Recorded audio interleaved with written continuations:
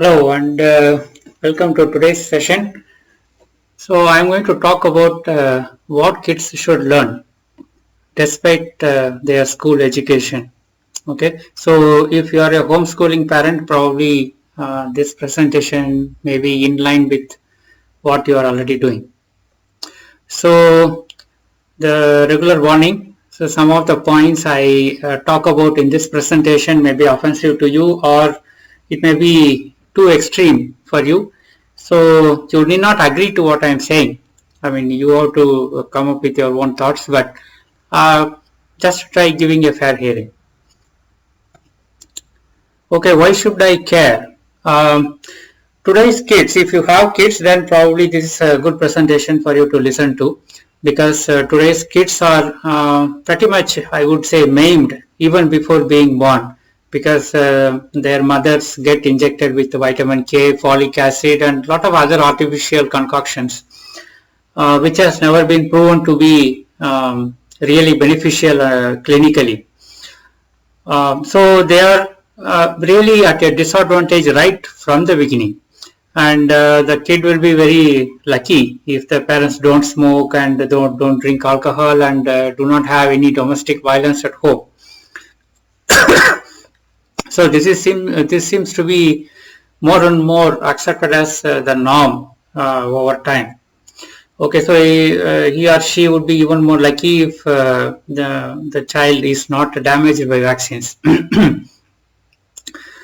So over 50 plus vaccines are put into children even before they reach the age of 10.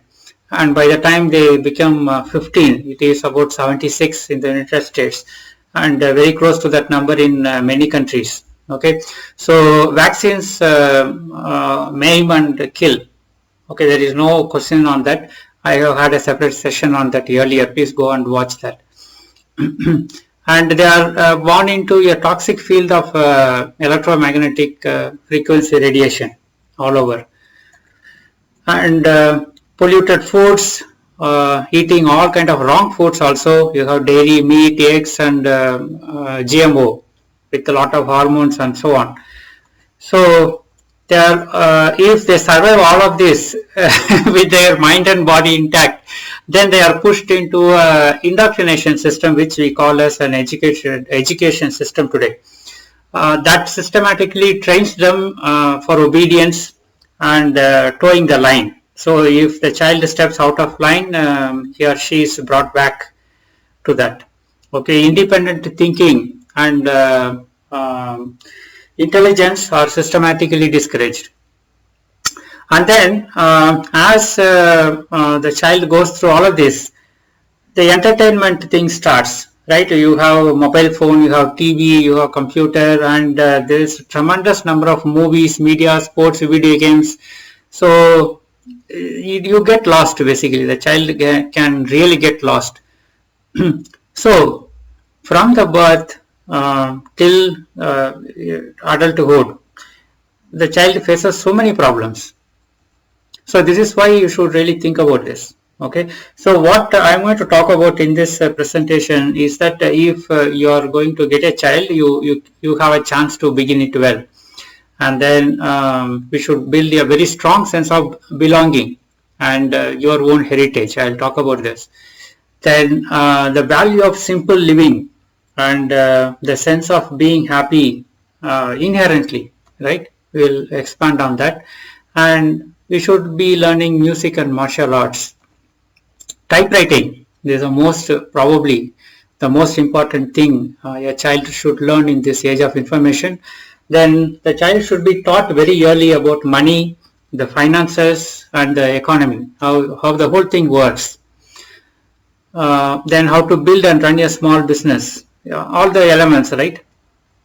And then information technology skills, basic things, and taking care of one's own health, nutrition, cooking, herbs, the local herbs, and especially growing food.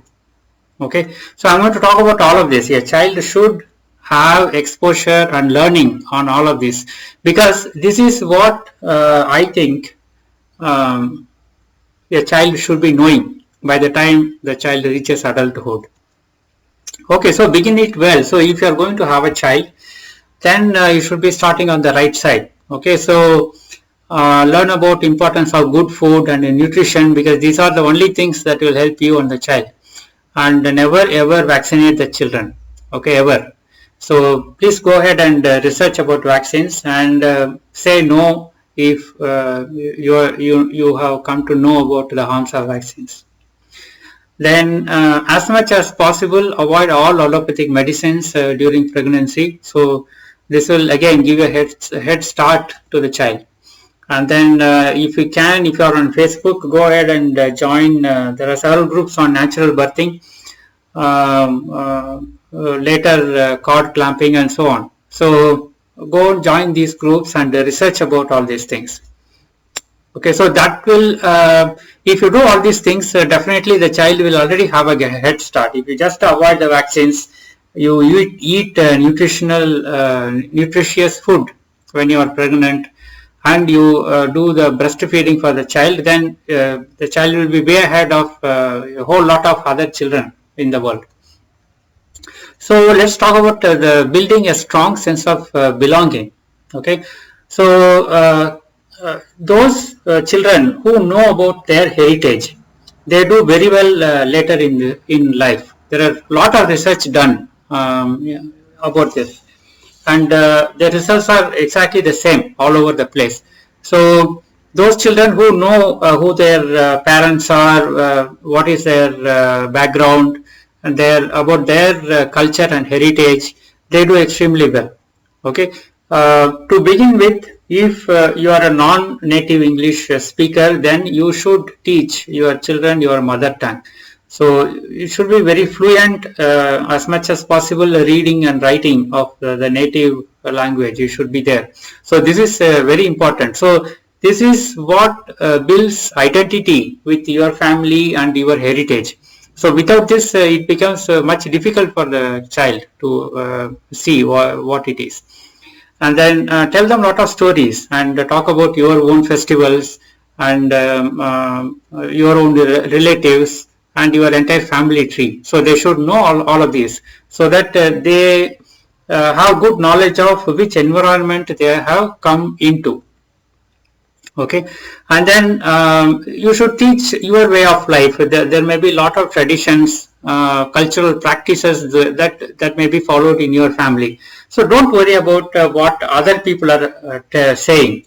You may be Hindu, and other people may be saying Hindu practices are all wrong. It's all right. It's their opinion. But as far as your child is concerned, he or she is yours. So teach them the culture that you respect, you like, and your family tree is familiar with.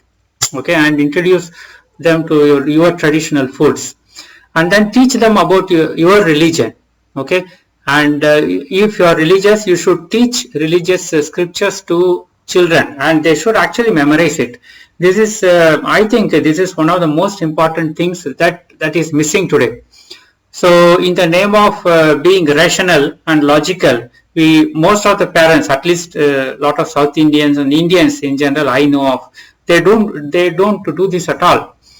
If you are religious, then it automatically follows that your child will have the tendency to be religious also. Having religious feelings actually builds your moral confidence in anyone. Anyone who prays, they are very likely to be having a much better moral strength than those who do not pray. This is again my opinion, but there are a lot of evidence for this. So I would suggest that you should teach your religion to your children. That's a really important place, and take them to your religious places. You have mosques, you have churches, you have Hindu temples. I mean, these are the major religions. And take them to these places, right? They introduce them to that. All these places have a calming effect on human beings. So let them experience that, and let them have an expanded understanding of the environment they have come into. And all of this, if you do this, then automatically there will be a sense of pride and a sense of belongingness that will come into the child. and that will build the platform for the child for much faster and much better growth as time progresses. Okay, so the children gain emotional stability and strength of identity if they have a very good idea of all these things, and that strong sense of belonging comes into them. Okay, and of course it's very difficult for just a single parent or just the mother and father to do all these things. So that is why elders and relatives come into picture. So especially grandparents and any other elders are there, you should allow the children to be with them and learn. Okay, you may not be in sync with your parents or these relatives, but not your child. Okay, so you should give that opportunity for the child to learn from those people as well. So the joy of simple living, right? If you have good food, you have clean air to breathe, and you have sunlight, you have some friends and family. This is all this physical world can offer you. There is nothing more than this. So if you find peace and joy in all these things, that is the best thing. Nobody can really disturb the sense of joy and peace that the child will have. Okay, so but this is something you have to teach, because the outside environment continuously trains the child to be afraid, to have a feeling of lack in everything. Okay, so it will always, the outside world trains the child to have inadequacy of everything. So we have to teach the children that this is all the physical world can really offer you. So if you have this, be satisfied and have a happy mindset about it. And then of course this does not, the simple living, the joy of simple living does not depend on any scholastic achievements or how many marks the child is going to get, or the career after the indoctrination camp. The child is put into a slave encampment, so which we call as career. So that is not really part of that, and none of the worldly accomplishment will come into this joy of simple living. It is not necessary. And having the best computer or mobile phone is not going to cut it either. Okay, so I'm just throwing this as an example what it is not. And of course having money and traveling the world is not part of that either. So all human beings are inherently happy. Okay, so that is our birthright and that is our very nature. If you are quiet and you sit quietly and you are content with what is going on, you feel very happy. So even the poorest of people who have very little with them, they sing in joy many times. I have seen this happen. Okay, they sit around and sing for even more than an hour sometimes. I used to sit and listen. So there is no lack of joy in this world, except that we are allowed ourselves to be moving away from all these things ourselves. So it is also a habit. Okay, if we cultivate the art of being happy from the childhood, then the child will be blessed for its entire life. You will always be very happy. In fact, all the children already know it. You need not, force them to learn this. They already have it and they are inherently happy actually. You just need to strengthen and protect that sense of happiness from the outside environment, right? So you have to teach the children to not let the environment get to them and lose this sense of happiness. There are these things, right? You have sarcasm, which is a big thing today. You have violence. By the time the child reaches about 10 years of age, he or she would have seen at least 1,000 murders by shooting, by killing, everything on TV or somewhere. And then this me first attitude, right? All this entertainment industry, one of the biggest focus is the hero worship. There will be one or two people who has to survive everything. Okay, and while everybody else dies, and a lot of people gets killed, nobody cares about all these things. But this is opposite of what the child should be learning.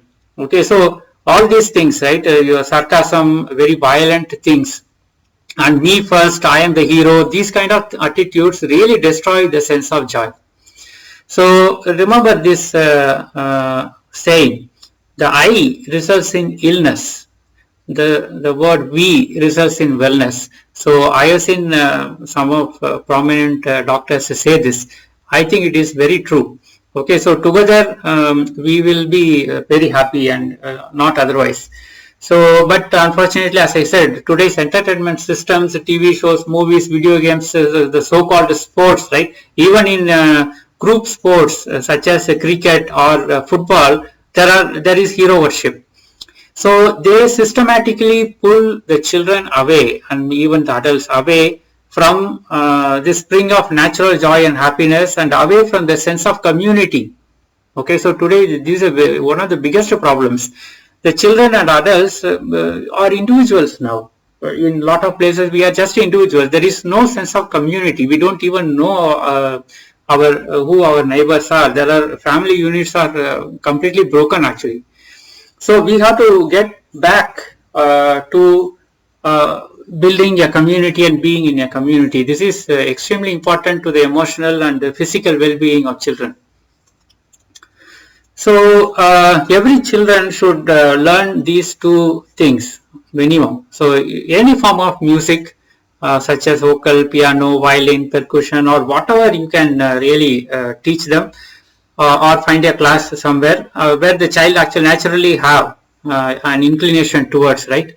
So you should guitar, he or she should go and learn that. So just like that, any form of martial arts will also do. So you can have Kalari like Kerala and Tamil Nadu, you have karate, judo, whatever, right? Anything and everything. So you can go pick it up.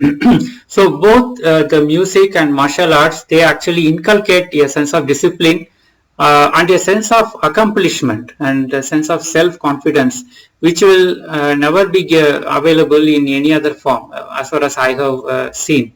Okay, so it also greatly improves one's sense of self-worth and sense of confidence. And of course, there are many other things like cycling is also great.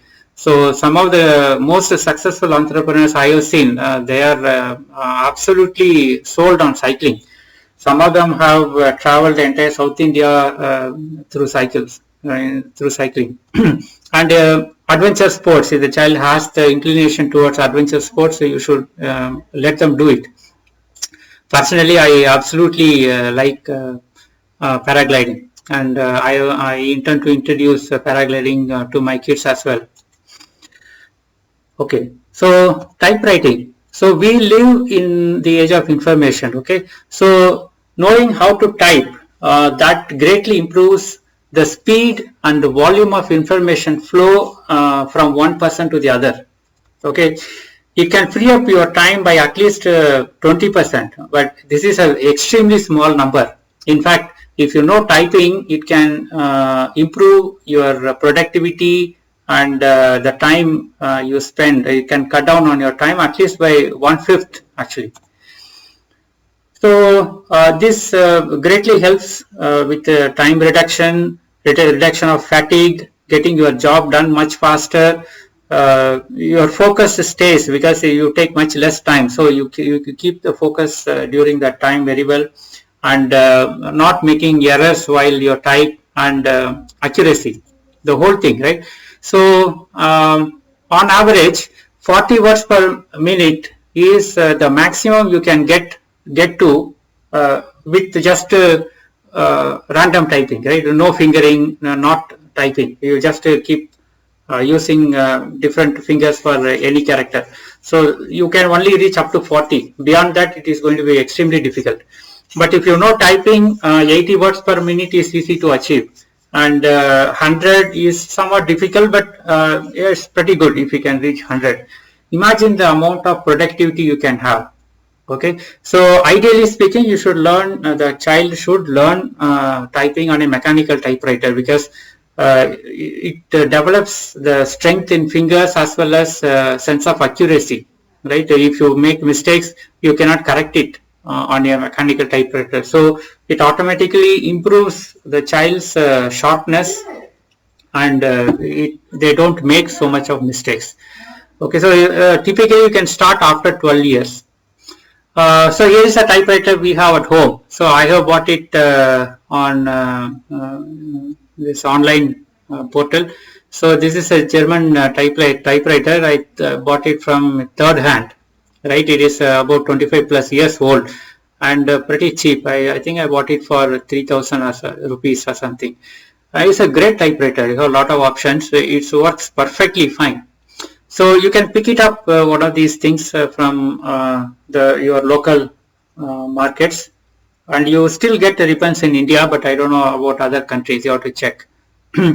But I would say typewriting is one of the most important thing a person should be learning in this age of information.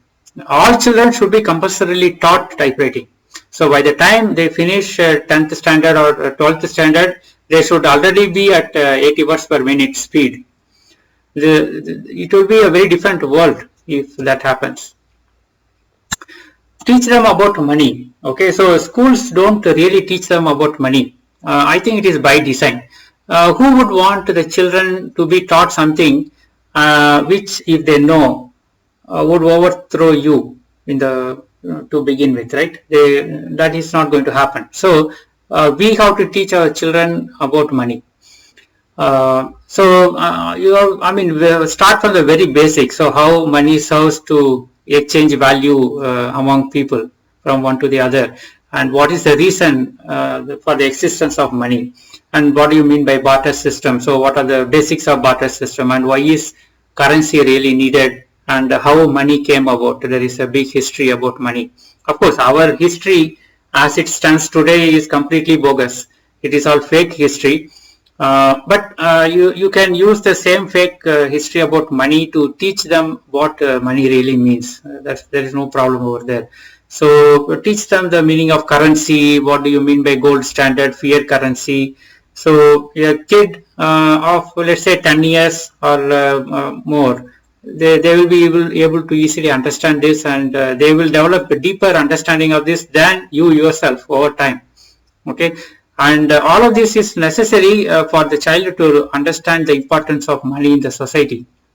So again, what do you mean by payments, receipts, bills, the regular stuff, right, which an adult already knows about. But he will know about all this only when he actually becomes adult. So again, how simple banking works, right? So how do you deposit money, withdraw money, what information you have to provide, and online transfers nowadays, and how do you use ATMs? So all this should be taught. Then how do you earn money? The fundamental understanding one must have is that money comes from those who already have it. It is by providing services, goods and services to the people who already have money. By that only money really comes. So many children today do not have this very fundamental understanding of things. Okay, so the sooner you talk about money and make them understand, the more entrepreneurial and better prospects, economic prospects they will have later in the life. And then teach them about wealth. What is the meaning of wealth? What is the difference between just having a money like salary versus actually building wealth? And what do you mean by assets and liabilities? For example, a house in which you are staying can never be talked about as an asset. It is a liability because it is not going to earn you anything. It is not earning you anything. Whereas if you have a farmland where from which some produce is coming, then that is a real asset because it is earning for you. So go through this book, Rich Dad, Poor Dad. It's an amazing book. You should go chapter by chapter with them. Actually, sit with them and read with them this book. Then differences between salary, income, interest, dividend, so all of these things, right? So then meaning of inheritance. So what do you mean by inheriting property? So as you know, 70% of the world's wealth is inherited. It is not earned. Okay, so that is a very interesting statistics. We will talk about it in another day. But children should be taught about all these things. So how do you build and manage wealth, right? How do you build value? These are very simple concepts which should be taught to children. And then the power of compounding. compounding is probably one of the most miraculous things that we have in this world today for making money. So the children should be taught how the compounding really works. This is the true secret of building wealth over time. Play Monopoly. This is a great game, and we keep playing Monopoly at home quite a lot. It teaches so many things, basic understanding of value exchange, negotiating with others, managing properties, money, calculations, all the things it has, a lot of things. So please make sure that they play Monopoly with you or among themselves. Teach them about economy. So far in the last thing we saw about their personal finances and the properties surrounding them. So also tell them about the macro picture, right? The much bigger picture. So how does the world economy works in very simple terms? How does the stock market works? So why stock market exists? What do you mean by shares? What do you mean by trading of shares? And talk about currency exchanges, why different countries use different currencies, what do you mean by exchanging of currencies, and then basics of international business, how people do business across countries, right?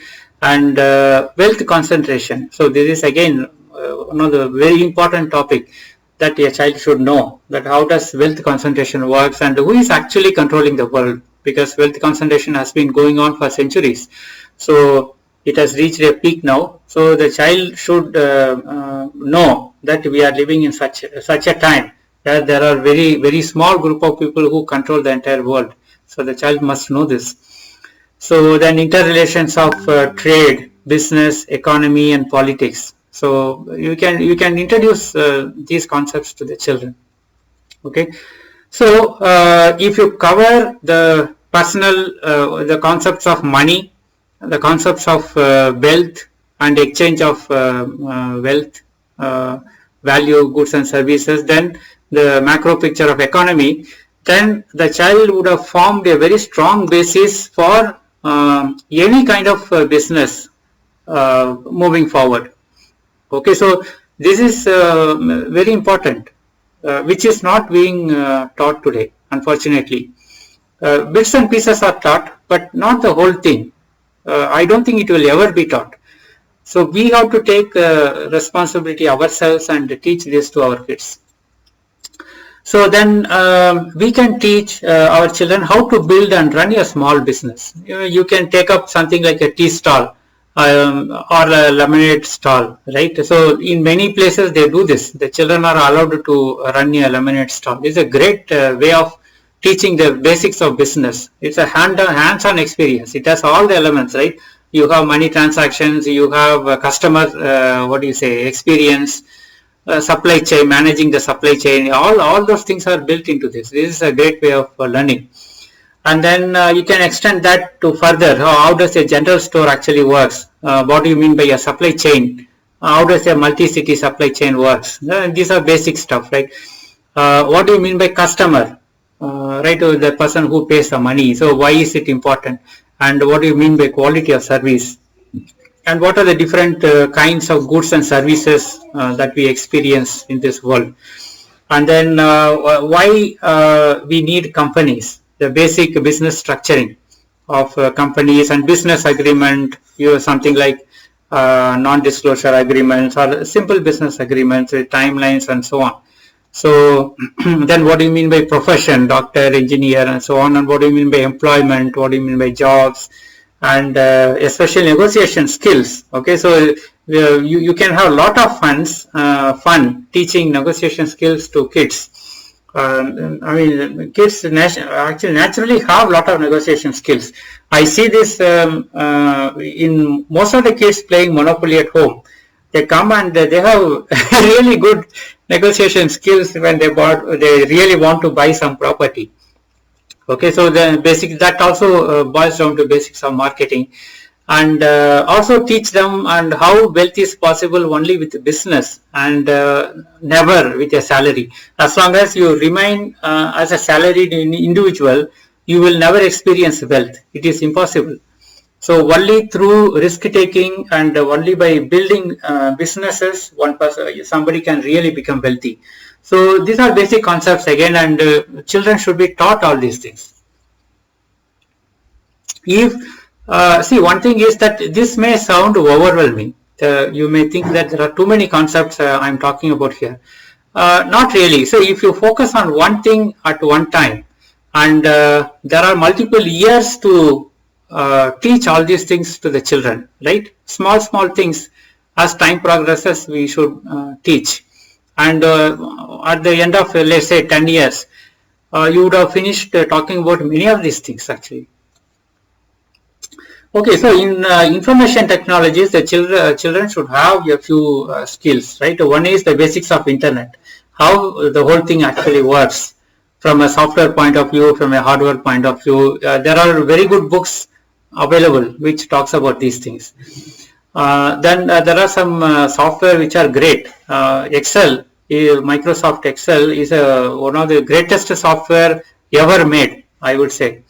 So teach them Excel and let them explore Excel for all kind of mathematical operations and how to do simple calculations. Even home expenses, they can actually try to maintain it over there. And Word and PowerPoint. So these are the good tools to learn. And how does the social media works? You have Twitter, Facebook, WhatsApp, Telegram. So many of the children today, they already know how to use all these things. So we can streamline their learning, okay, and talk about online privacy. So these things we cannot avoid any longer, right? You have to know, you have to learn how to keep your privacy online and anonymously browse for things that you are looking for. And with torrents, you can get almost anything you want, any information, any books, any movies you want, you can get it through torrents. Another great tool to learn is how to make videos, right? There are a lot of good video editing software. So I like this Wondershare, Filmora Wondershare, which I am teaching to my kids. So and I mean, managing channels, you can create a YouTube channel and let them manage it.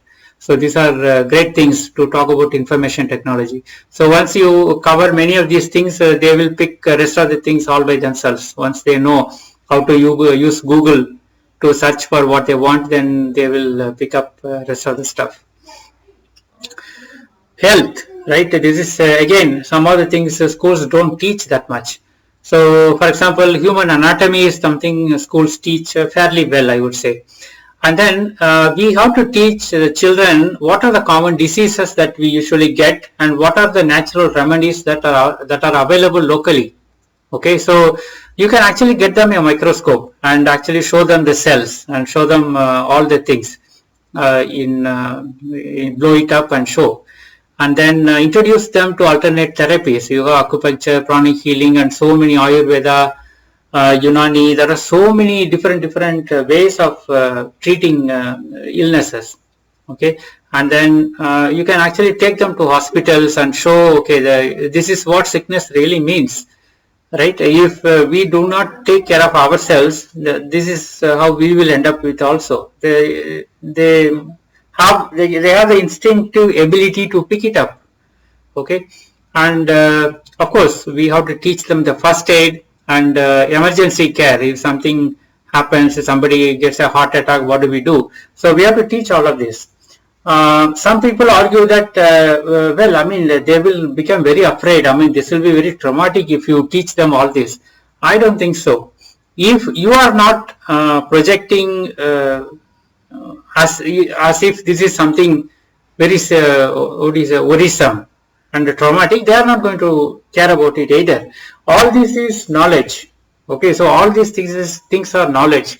If imagine if you are taught all these things as a kid, how much of confidence you will have as an adult for any kind of situation, right? You will know how to take care of yourself and people around you. You will have the ability to do first aid and emergency care and all those things. You already have the knowledge with you. So we should give this gift of health knowledge to our children.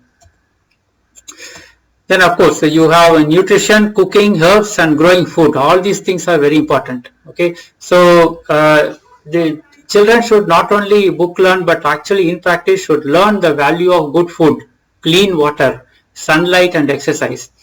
And everybody will have some kind of traditional cooking if you belong to one of the religious sects, right? And we should teach them. You should really teach them your way, your traditional way of cooking. And usually I find that traditional cooking is pretty well balanced in many senses. It is extremely complex.